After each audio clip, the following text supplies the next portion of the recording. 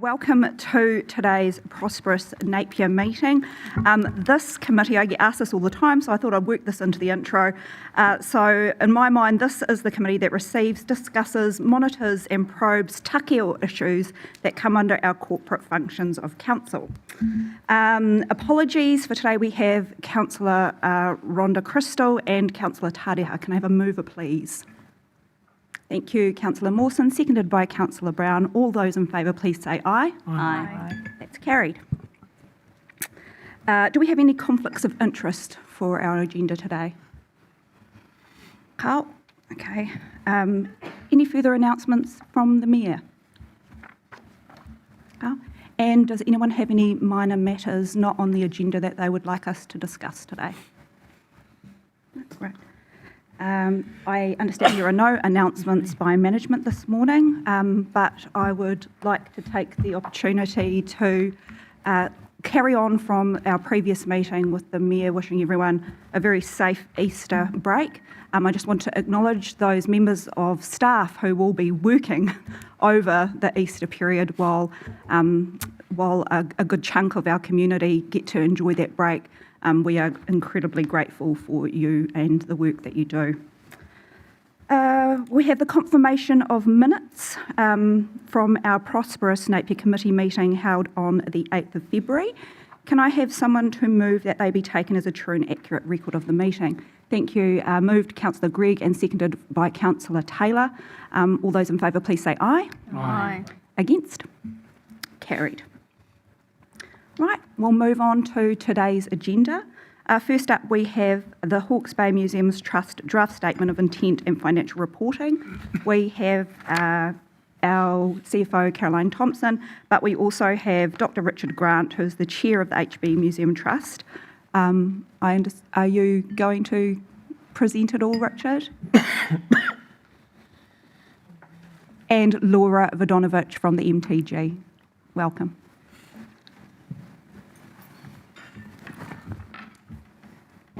Thank you, and through the Chair. So this paper is to advise that the Hawke's Bay Museums Trust at their meeting on the 1st of March adopted their financial reports for the 6 months ended 31st of December, and those are attached to the report. At the same meeting, the trustees also accepted the draft statement of intent, and I'd just like to hand over to Dr. Grant to talk to that.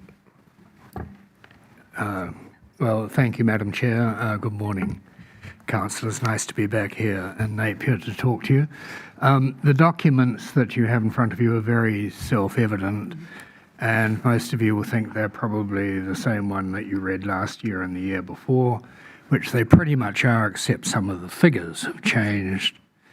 The two things that I really wanted to talk to you about in this context this morning are first to say that the statement of intent, which you see with the agreement of your council and the Hastings District Council, the Trust has decided that there is no point in doing a new statement of intent until such time as the new governance arrangement for the Trust is worked through. So that has been the status for the last couple of years, and we continue to believe that this is the best way to deal with the statement of intent in the current climate. The other is to let you know that, as you have probably heard from your colleagues in Hastings, the work on the refurbishment of the Briscoe building and turning it into the new storage centre for the MTG is underway. At present, I drove past the site yesterday. They are addressing the roof. The floor has gone in, and we were assured on a visit 2 or 3 weeks ago to the site that the building is proceeding under budget at present and on time. So the current predicted opening for it is sometime probably August next year.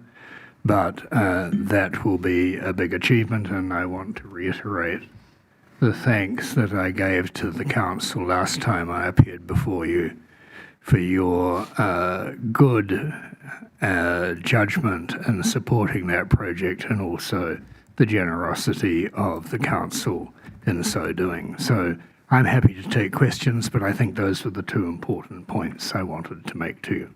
Thank you. We will open for questions. Got a question? Thank you, Councillor Bogue. Just on page 9, what is conservation? I see it pops up. What does it actually mean? Conservation. I don't have the copy of Just on expense. your document. I've got a copy of my document. The first page, the statement of financial performance. Is this the financial position or the statement of intent? This is statement of financial performance, Okay. revenue and expenses. Okay. And under the expenses, I'm just curious, conservation. And conservation? Yep. Sorry, I'm just trying. Can you please come and use a microphone though, Laura? Thank you. Yeah. Is that, Sorry, through the chair. So conservation is, so a number of the works in the collection, they've been acquired over a very, very long period of time, and some of them may have been acquired in less than great condition, or some of them may have deteriorated in the time that we've had them. So they go primarily in the art collection, but not solely. Also the taonga collection, they go to conservators to treat them if they're damaged or needing repair. Thank you. sorry, I found the line eventually. Yeah, one of the challenges for the trust, as you imagine, is we have a very valuable collection and we have limited funds for conservation. So we have a conservation policy which depends on the director of the MTG coming to the trust every 6 months with a suggested list of conservation targets. And the trust normally, in my experience, agrees to that, and from time to time says to the director, we can find a little bit of spare cash for you, would you like to conserve a bit more? So that's the purpose of the fund. Right, thank you. Councillor Simpson. Through you, Madam Chair, just a couple of questions. I drove past the site yesterday over in Hastings, and refurbishment, it's more like a rebuild. Were you expecting to see such a dramatic change to the existing building? I have faith in the judgment of both councils. And the other question I had through you, Madam Chair, just on the trusts. I see there's 3 trusts, and it's just more a curiosity than anything else. I note in the special notes, under special note 5 and special note 9, investments and then trusts held, there's 3 figures held there demonstrating what the trusts are. But then when I look at special note 11, special funds, the opening balances are different to the figures shown earlier. It's just a curiosity more than anything else. Special note 11. Yep, so you can see the trusts at the bottom there. There's 3 trusts, 7,000, 4,000 and 5,000. But earlier in the document, it talks about the trusts, and they have 30,000, 20,000 and 21,000. I'm just wondering why the figures would be different. I'd have to get some advice from our accountant on that, Councillor. Thank you. It could be a standard Yeah, accounting thing, but I mean, we do have some trusts that are specially designated for certain purposes, and we have some that have been donated to us by the named people at the bottom, the Spence Bestel and the Estate Bestel Trusts. Okay, but I'll come back to you. Thank you. Can we note that as an action, please? And we'll make sure that that information is circulated once as I received. say, it's more a curiosity than a Yeah. acquisition. No, that's great. Any further questions, comments, discussion? Oh, Deputy Mayor Brosnan. Thank you all for the report. I just had a question in reading the statement of intent. There's a section in there where it talks about the nature and scope of activities to be undertaken by Napier City Council, but throughout the rest of the document it talks about both councils conjointly, and I just wondered, should that be both councils in that list of activities? It's In the statement of intent? Yes, correct. Apologies, it's my page 28. I'm not sure what page of your document it would be. It's the second page after the heading, Hawke's Bay Museum Trust. Statement of intent. Can you like the paper? May I? Yeah. I can see Sorry, through the chair. So we have, so the Trust has a management agreement in effect with Napier City Council to provide the building that looks after the collection and the staff and so on. The two councils jointly fund it, but that arrangement is directly with Napier City Council to provide those services. Yeah, so through you, Madam Chair, I guess what I was looking for is we're moving into this new space that this period of time covers, where we also have a facility in Hastings, which I'm not sure in what form until we see the operational structure. Will have an interaction with the trust as well. So I guess I was looking for some certainty in that deed around how that relationship might work.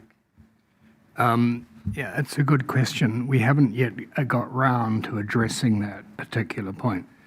What we have in mind is that there will be a new trust, and that the relationships between the trust and the councils will be redefined from the current state that they are in. As the director has said, we're in this peculiar position where Napier has a certain obligation which is not reciprocated by Hastings in the current structure, and one of the questions that we need to address when we move into the new storage centre is how that reciprocal balance is established. Thank you. So just to close off my sort of line of thinking, so even though the statement of intent goes up to the 2027 year, we're likely to see it superseded by something in that time as that's worked through. Is that a fair summary? Yes, that's absolutely correct. Okay, thank you very much. Any further questions? No? Well, I will ask for a mover for our motion that we receive the Trust Financial Report for the 6-month period and the draft statement of intent 25 to 27. Can I have someone to move that, please? Thank you, Councillor Gregg, and seconded by Councillor Simpson. Councillor Gregg, would you like to speak to that? I'll just say thank you very much for your report. Thank you. Yeah, I'd just like to thank the Trust for their ongoing guardianship of our treasures and looking after them so well for us. Thank you. Thank you. Does anyone else wish to speak to the motion? If not, I will put it. All those in favour, please say aye. Aye. Against? Carried. Thank you very much, team. Thank you very much.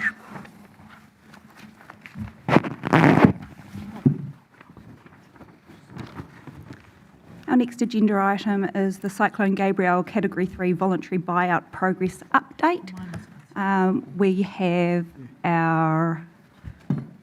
Richard Munica from our team, and we have Gus Charteris from the HDC Recovery and Special Projects team as well. Welcome, and Anne Bradbury.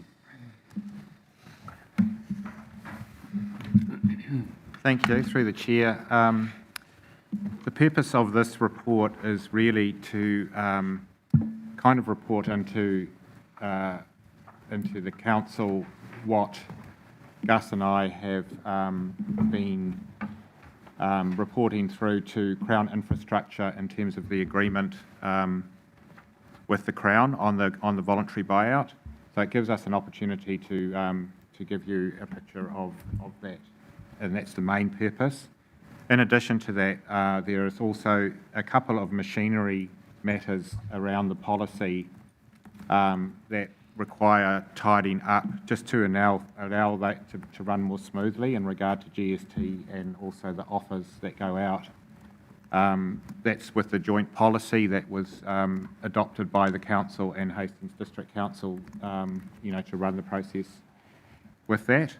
And then lastly, it's to give the councillors some visibility as to how we are tracking financially, and a summary, a very snapshot of that is that we are very close to what was agreed through the agreement with the Crown. That was based on having a contingency, and the forecasting is that we will use nearly all of that contingency. So, it's going well, but it is causing a little bit of concern of how close we are to that line.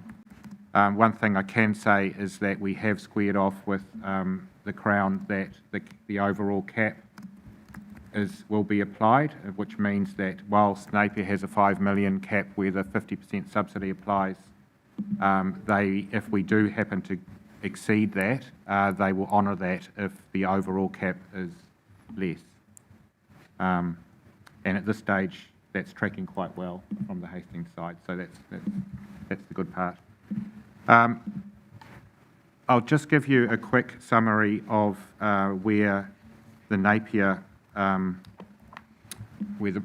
properties are at, and then I was going to hand over to Gus, who will take you through a little bit of what was discussed with the Crown infrastructure. Yep. Sounds good. So we have 14 properties, 2 of which have been completely resolved. One of those was our very elderly couple, and they are actually, well, we're all delighted that they're right through the process. Between the 2 councils too, that property was prioritised, probably number 1, was it? Yeah.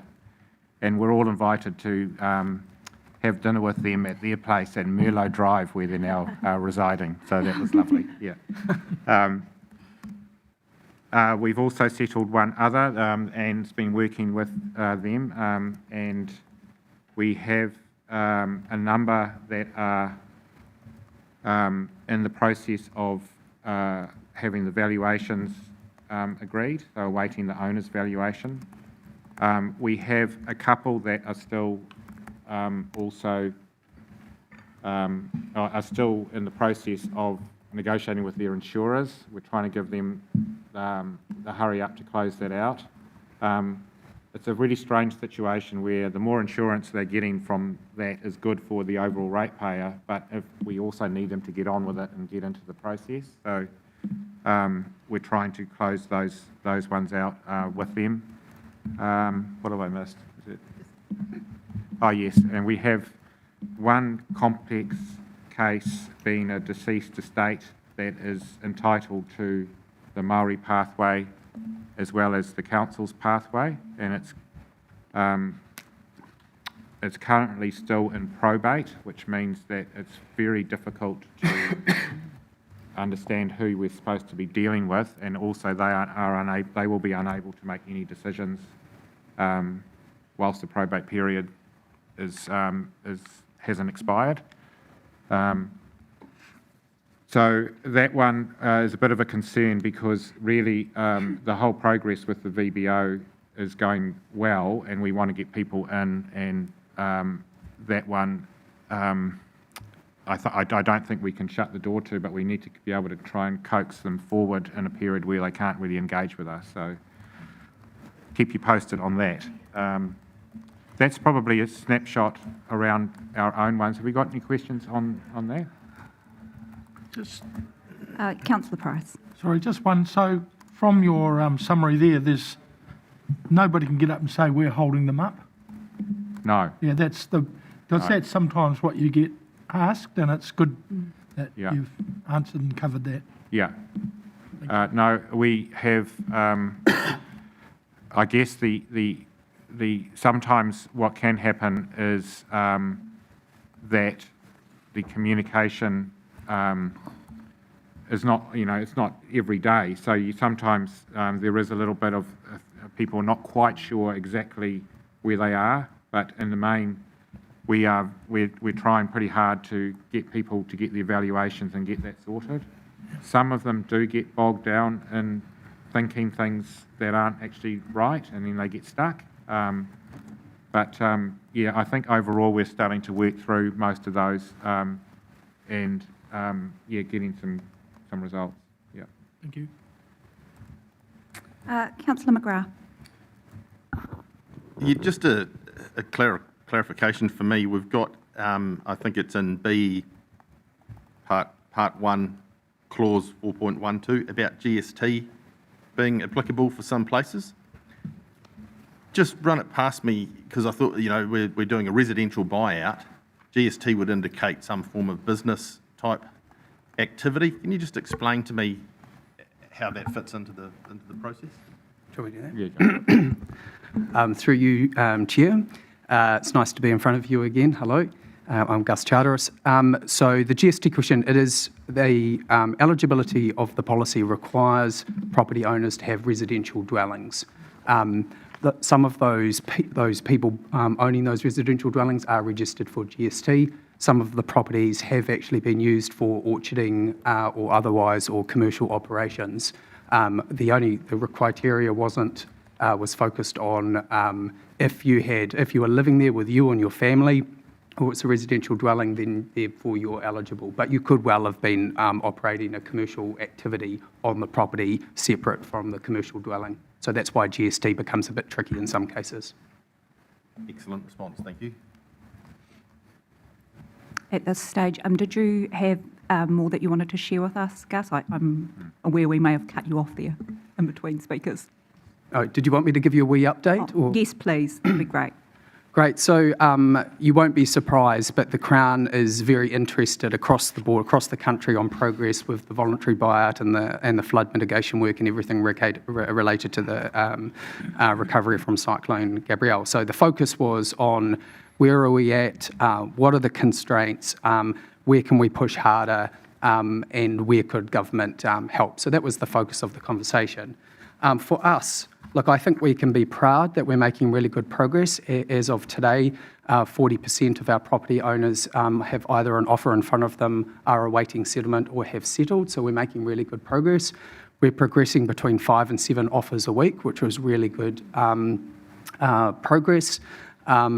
Our forecasts assume that 90 to 95% of the offers will be before owners by mid-September. So we're making great progress.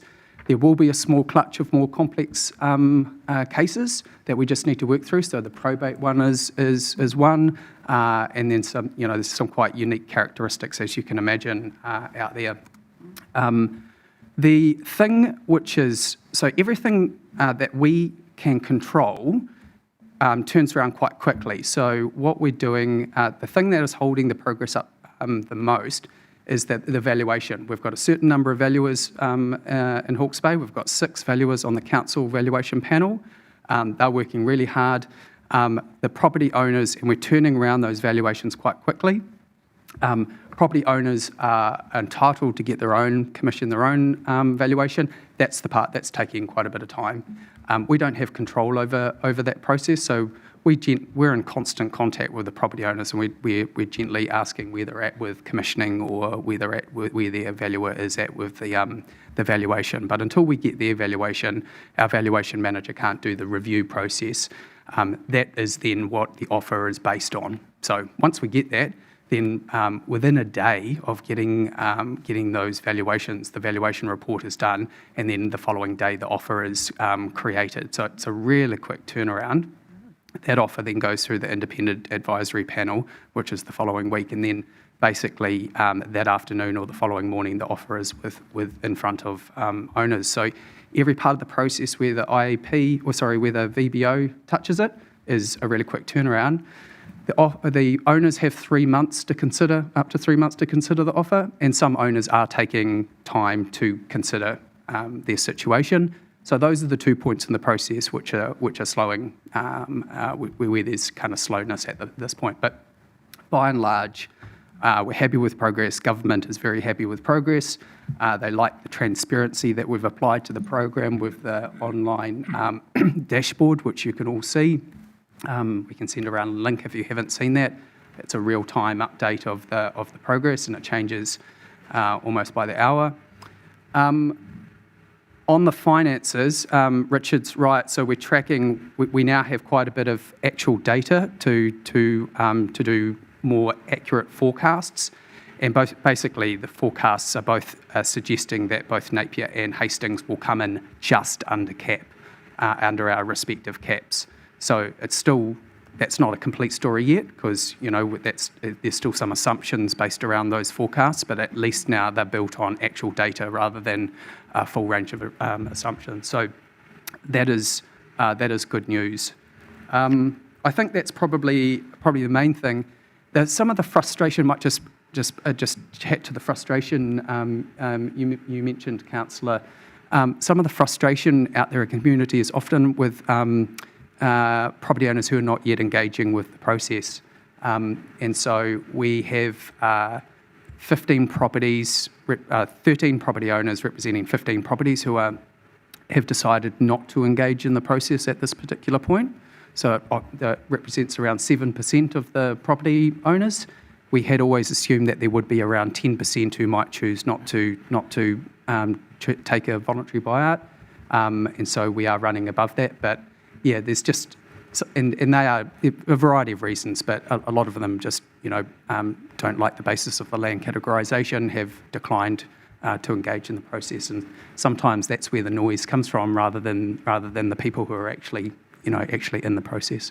So happy to answer any questions. Thank you. Just quickly, one from me. Those that have not engaged and have chosen not to engage, is there a time limitation around them being able to in this process? So the policy requires to a review before the 30th of June 2025. And so that will be, we will collectively need to think about that as we move through the program. As I said, we should have offers in front of most property owners who have chosen to engage by September. At some point, it will be appropriate for our governors to consider what we do with the program. If I can just add to that, well, I've certainly know of one that we're dealing with that it is a bit, we're getting them over the line, but it takes a little bit of time and probably soft skills as opposed to, process. So there is kind of, and I think there's be a few of those that they'll get there. They're just in that state, in the cycle of how they're dealing mentally with their situation before they can engage. So they're kind of reading things the wrong way, and you have to go back, and you have to go back, and you have to go back. But I'm saying this because I think it's quite. It may be counterproductive if that decision to just close out things comes too early. The Crown is very keen for us to go as fast as we possibly can and all that sort of thing. But I just make a plea for the people that are affected by this. They will get there if we have a bit of patience, and I think most of them, will know when it's the point of no return a little bit. Yeah. Thank you. Do we have any further questions? No. Well, we have quite a complicated recommendation for us to consider this morning, so I will take them together. As Richard mentioned, we have receiving the report. We have those amendments to the buyout policy in order to create consistency with those that have already been accepted and received at Hastings District Council, and an amendment to with around some replacement clauses as well. Can I have someone to move that, please? Thank you, Councillor Simpson. And I will second from the chair. Councillor Simpson, would you like to speak to that? Yeah, thank you for your reporting back and your tolerance of our questions and your patience with the people that have been affected by this event. Your request for amendments is pretty logical. I thank you for your time. Thank you. Well summed up, Councillor Simpson. I won't continue to speak to the motion, but I will put it. All those in favour, please say aye. Aye. Against? That's carried. Thank you.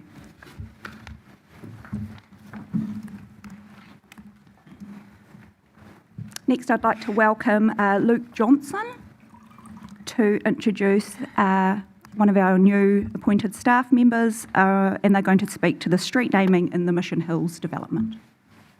Welcome. Kia ora.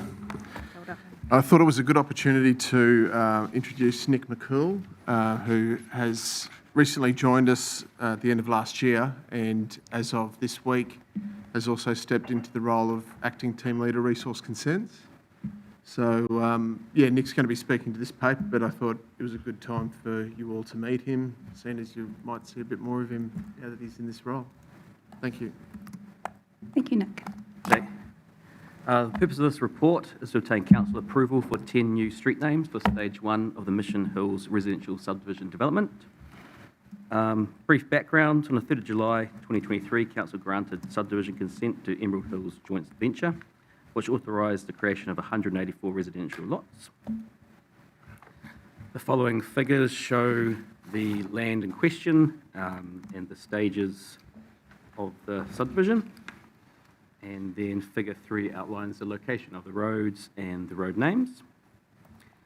We received a letter on 11 January 2024 from Alan Martin Smith from Cheel, which outlines sort of the process, being that they have final street names have been defined using recent history, with the land being formerly part of the Mission Estate, as well as in conjunction with extensive consultation with Tita Whenua and Mana Ahuriri.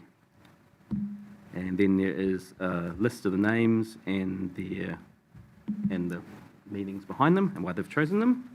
And you see there's a good mix there. You will note that we did receive the letter on the 11th of January.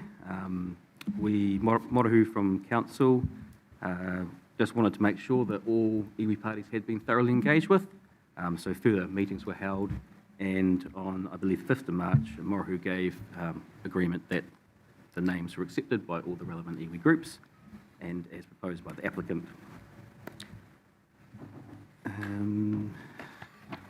We had a look at it from Council's Napier and Hastings database, and there don't seem to be any significant clashes with the current names. There are some similarities, but no significant clashes. And then ultimately, final consideration is it meets the standards.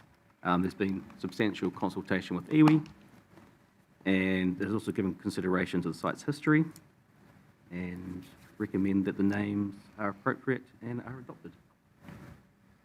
Thank you, Nick. We'll open for questions. Councillor Brown. I have a question that's something more of a curiosity than anything else. I've never noticed in any other city where people name streets after prolific people that they give the full name. And I know that we've got quite a few in Napier. We've got Harold Holt and Ben, someone else. But just wondering, where's the, is it common that you would, like rather than Aranui Drive, you'd put any Aranui Drive?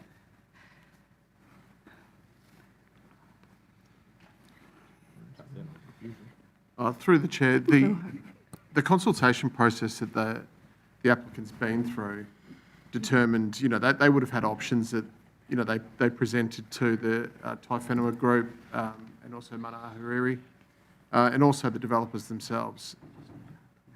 The significance of having a first and a second name is significant for them. And all we're doing is essentially considering what they've consulted on, what they've recommended, and then ensuring that, like Nick's outlined, it meets the standard, in which case this does.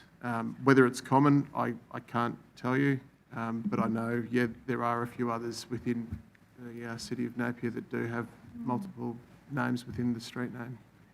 And just confirming with you both that meets the conventions that we work under when we're doing this type of work. It's, these things have been approved and checked against those, haven't they? Through the chair, that's right.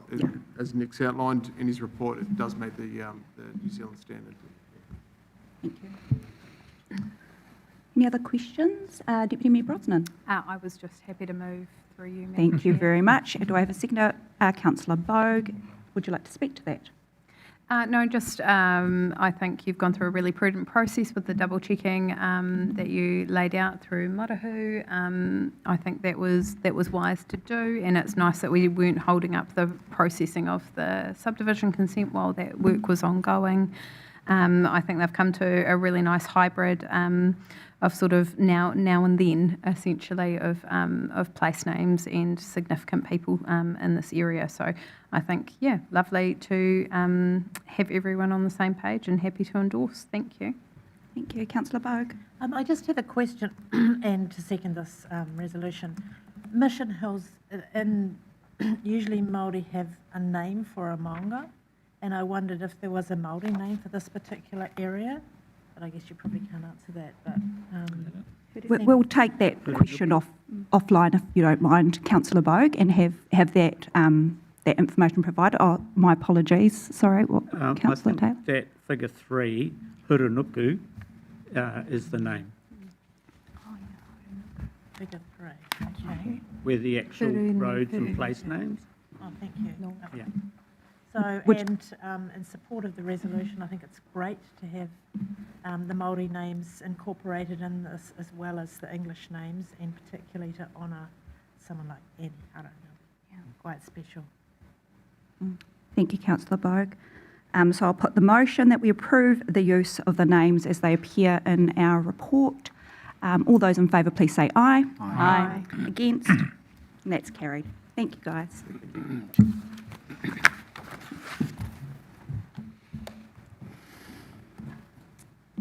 Our fourth agenda item is informing and updating us on the future procurement planning reporting, and we have Caroline Thompson, I'm assuming, in place of Sharon O'Toole. That is correct, thank you. So yes, through the chair, as you've already outlined, this is an information report which outlines a new process for procurement planning. Often council will not be aware that large projects are underway until the tender actually comes through for council approval. So this new process is to ensure improved visibility to council of significant projects and contracts that are coming through before you actually see them for approval. So all the procurement plans that are signed off by the CE will be collated, and that information will be reported through at each of the quarterly reports to council. Thank you, Caroline. Questions? Wonderful. I'm happy to move from the chair and seconded by Councillor Mawson. In speaking to this, I think that anything that improves our ability to know what work is underway within council is fantastic, and the additional transparency that it provides to our community as well through the reporting and meetings such as this. So, yeah, happy to endorse. Councillor Mawson? Ditto. Thank you. I will put the motion that we receive the report and that we note that the process for approval and reporting of procurement planning to ensure improved visibility of significant projects and contracts is also part of this. All those in favour, please say aye. Aye. Against? Carried. Thank you. Actually, I'll stay on. I thought you might stay, and we'll welcome Gary as well up to the table to present to us our Treasury activity and funding update. Good morning, everyone. Morning. Okay, so the purpose of this report is to update the Prosperous Napier Committee on Council's Treasury activity. As at the 8th of March, when this report was produced, Council held $14 million worth of term deposits and $4 million of cash on call. Council borrowed $10 million from the LGFA in June last year, and this position remains unchanged. So as of the annual plan last year, external debt was forecast to be $67 million by the end of this year, which is end of June. And I'll take the remainder of the report as read. Thank you. Thank you, Gary. I'll open for questions. Reports are excellent today. Oh, Councillor Brown. Hey, kia ora, through the chair. Just interested in the interest rates. When we first were looking at, in our workshops, but maybe using borrowing from LGFA, the interest rates were incredibly low, and it made a lot of sense. I'm just wondering, is this still the same figure that we would have been looking at, but it's increased with the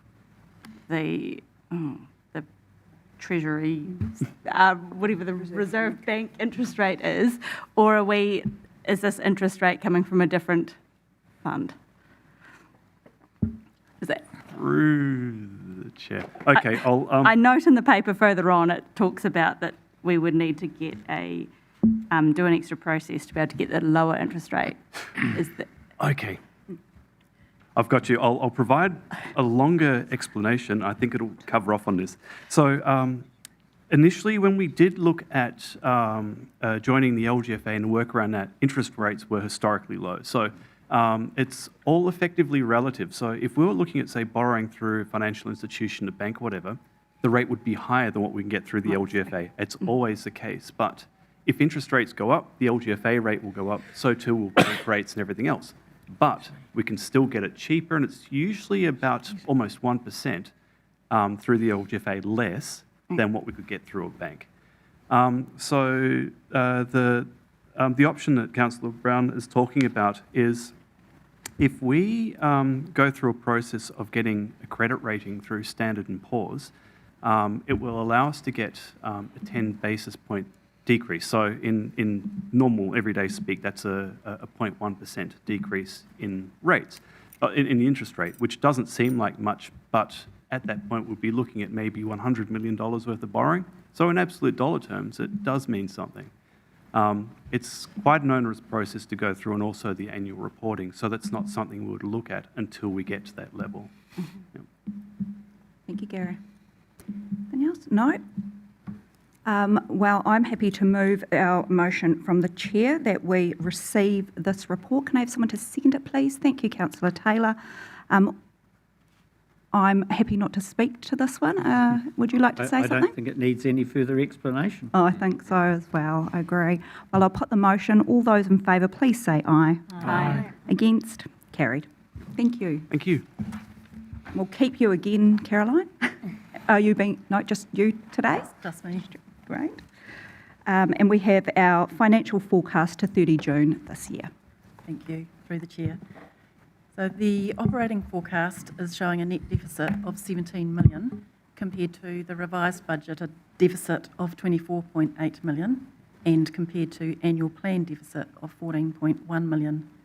I just wanted to point out that the net operating deficits are the result of an unbalanced budget and council borrowing for operating costs. And as you'll all be aware, in the long-term plan, our strategy is to not borrow for OPEX, and is the main reason for the step change in the rates collected for 24-25. We are forecasting positive variances for sports grounds, parklands, and the property support activity, and that's due to an insurance claim. But these are more than offset by negative variances for property compensation, and that's a timing issue because, as you've heard from Gus in the couple of reports ago, we are on track to be on budget for our property compensation over the full 2-year timeframe. And we have an under recovery in our chargeable hours, and the 2.2 million vacancy loading has been deteriorated by the lower vacancies than were anticipated when we set the budgets. And then looking at our net rates position, so that's looking at our all our rates funded activities. The forecast rates position shows a surplus of 530,000. This is mainly due to the timing of grants and subsidies revenue, and these will be examined at the year end to ensure that we've incurred the expenditure to offset. So it could mean that this could further affect the rates position, but at year end, if there is any rate surplus, officers would be recommending that that is used to repay debt. The capital forecast for the year end shows that we are likely to achieve a 52 million of the 102 million capital planned. So this means it leaves 49 million of budgets that won't be spent. 25 million of that relates mainly to Three Waters projects, and they have been already budgeted in the draft long-term plan. 18 million relates to projects that have partially started and will need to move into year one of the long-term plan, which would mean that 18 million would need to move out in order to keep to our overall fiscal envelope. And this exercise would be completed as part of the 24-25 revised budget process. So it also results in a no carried forward process. There is 6 million that relates to projects that have not started, or are not anticipated to start, and these ones would need to be reprioritised in the next annual plan for 25-26. And I'm happy to take any questions. Thank you. I'll kick us off, Caroline. So the forecast says our capital expenditure for the year looks like we're going to land at around 52 million.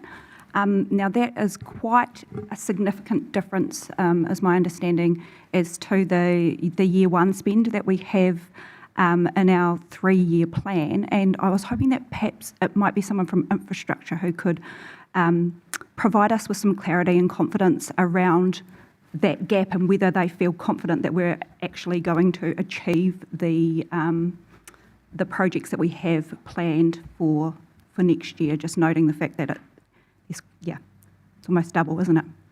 I can start us off. Thank if you you. like, Yep. and then I might need to refer to Jamie at some point. Thank you. So for year one of the long-term plan, the one that we're currently out for consultation on, we have a total capital plan of 87 million. Now, of that 87 million, there's about 9 million that requires low resource requirements. So these are things like vested assets, property purchases, and our landfill, joint landfill requirement with Hastings District Council. So that would bring the realistic delivery total down to about 78 million. And then of that 78 million, the majority is split between community services at 27 million. And there's 3 million for the MTG, 2 million for the aquatic centre, and then about 3 million for building renewals.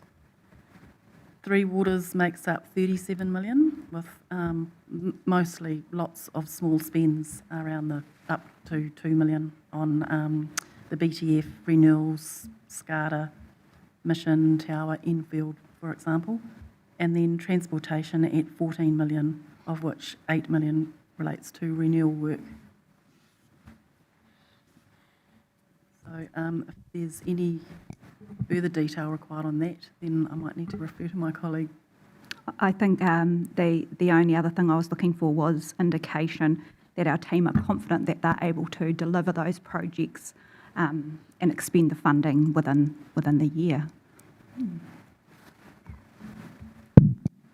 Sorry, I'm not quite sure who to look at because I've got two infrastructure chaps in line. Started off. Certainly, I'll hand over to you, Councillor Price. So I've met with Jamie and we've talked about this, and he'll answer it further, but they're very confident that they will fulfil their obligations, and you can say more, Jamie. Yeah, thanks for that. Yeah, just following on a bit from what Caroline had said. So If you could just speak into the microphone, please, Jamie. Yeah. So I've got a couple of hats today. I'll just put my infrastructure hat on and just follow up a wee bit from what Caroline had said. So the capital program next year is split pretty evenly across community and visitor experiences, property assets, and also Three Waters, all about a quarter each.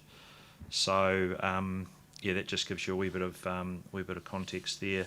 Of the Three Waters projects, which is about, as I say, 24 million, 24% of the program, there's quite a lot of smaller projects, probably up to about 2 million. So we're talking about the BTF plant, renewals, the Mission, Te Awa, Enfield. So there are quite a number of projects in the capital program this year. There's 271 of them, in fact.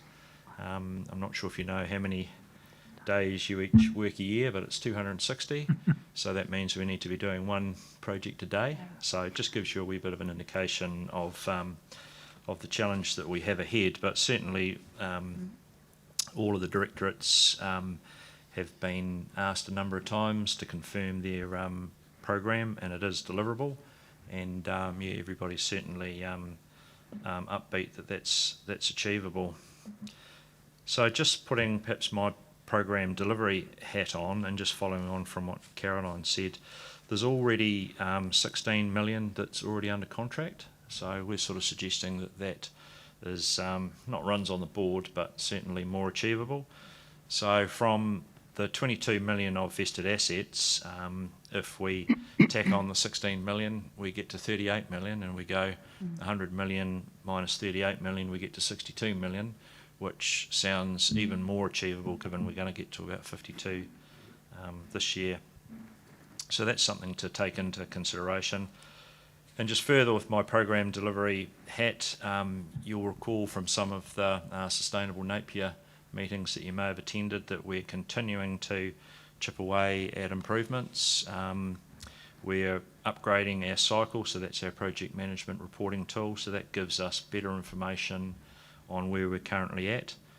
We're also actively recruiting across all the roles, so we need good people to get the work done, so we're continuing to lean into that.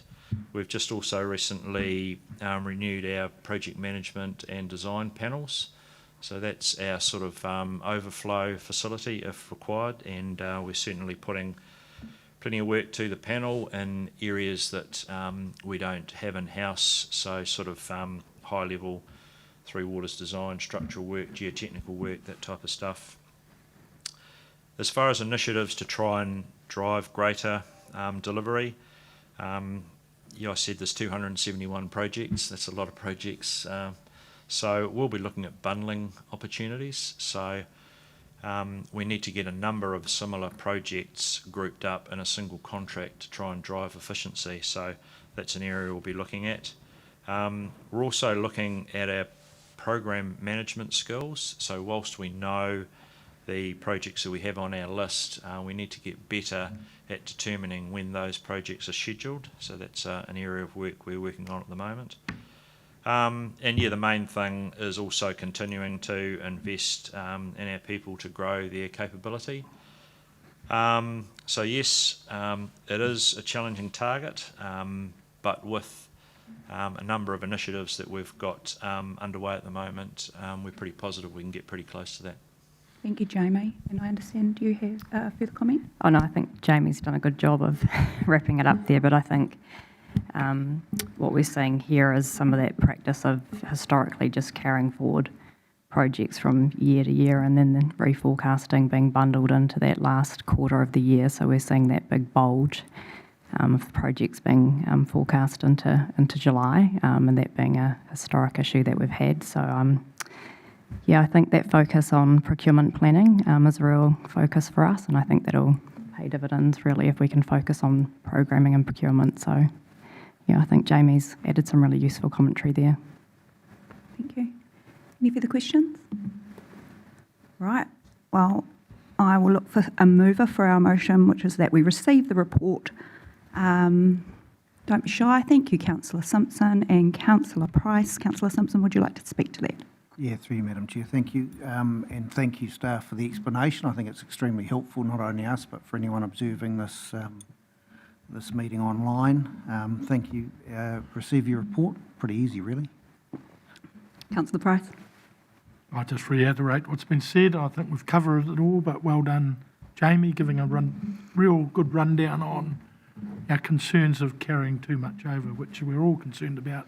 But he, on it to be public, he has assured me we will get it all done. No pressure at all. Right, well, I will put the motion. All those in favour, please say aye. Aye. Against? Carried. Thank you. And we will look to move into our public, sorry, Councillor Taylor.